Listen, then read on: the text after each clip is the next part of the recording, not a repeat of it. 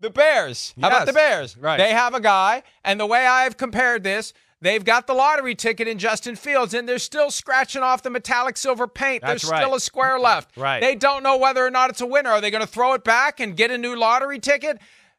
That's to be determined. But here's Matt Eberflus, coach of the Bears, talking about whether Justin Fields has done enough to prove that he's a franchise quarterback in the NFL.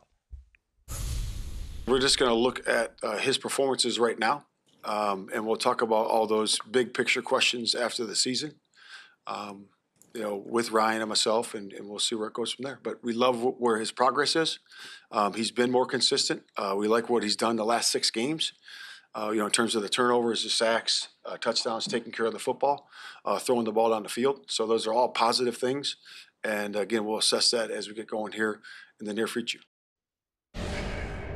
That's a far cry from no doubt. Different answer there, right? Different answer. That's a different answer. Yeah.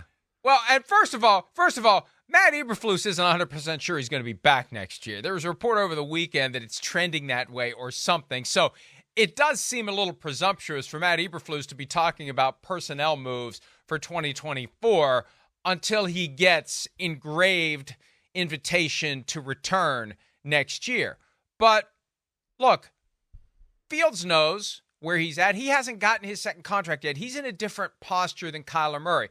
The Cardinals have already decided Murray's their guy. It's a bigger deal if the Cardinals turn their back on Murray than if the Bears turn their back on Fields, because drafted by a different regime, has been great at times, has been injured, has been a work in progress, and it would be more reasonable, I'm not saying they should do it, but it would be more reasonable for the Bears to move on from Fields than the Cardinals to move on from Murray. The Cardinals have made the massive financial commitment to Murray. The Bears are at the precipice of doing that.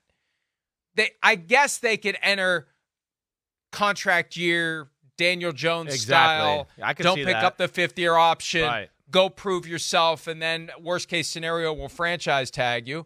But, the same things you were talking about earlier apply here. Exactly. Build the team around him. And they have an opportunity to dangle that number 1 overall pick that they already got from trading down last year with the Panthers to get a haul of picks, more lottery tickets, build the team around Justin Fields, and Justin Fields is going to get better as the players around him improve. Justin Fields is getting better right in front of our eyes. He's getting right. I mean, it's happening. I mean, where I used to watch him and go, he misses 2 out of every 3 throws. I don't know if this is sustainable. Now I go, damn, he misses 1 out of every 6 or 7 throws. And it's not, when he misses them, it's not egregious, right? It's like, oh, I understand why he put the ball there. He's grown as a passer. He's grown as a player in the pocket. He definitely has. The way he sees the field.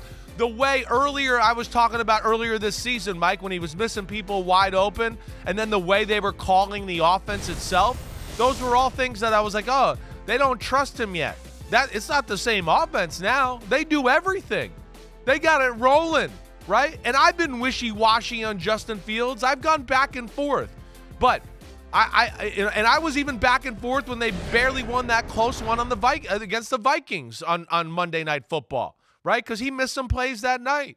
But, man, ever since then, and he had a few games before that, it's been phenomenal. They've been arguably one of the best teams in football.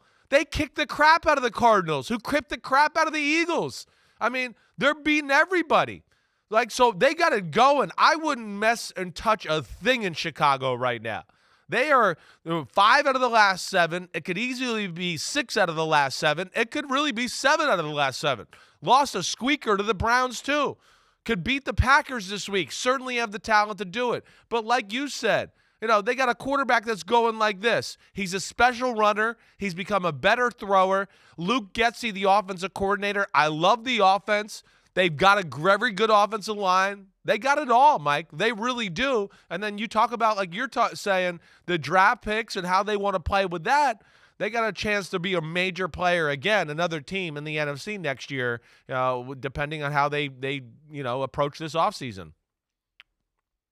I'm always a firm believer in trading down and getting more lottery tickets. Unless you are 100% certain that guy you're going to take is going to be a cornerstone, foundational, Hall of Fame type player, get more picks, because the more picks you get, the greater chance you're going to get winners, the greater chance you're going to have more good players, and all of your players are going to elevate as your team gets better and better. So we're on the same page with both. Yeah. I was going to say, Mike, it's incredible, and again, we don't know, but it seems like we're looking at the top two teams in the draft not needing a quarterback in a year where there's some big-time quarterbacks coming out in the draft.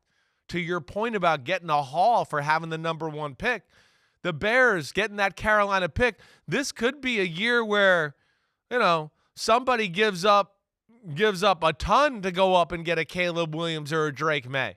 And all of a sudden you're sitting here going, wait, we got 3 first-round picks this year. We got another first-round pick next year to go on top of it, right? So these teams both have a chance here to really make some magic because of the way the draft board is shaking out and the fact that their quarterbacks are, I think, solidified to be the guys for at least the near future for these football teams. Hi, it's Mike Florio. Thanks for watching PFT on YouTube. Hit subscribe for the latest news and analysis from Pro Football Talk.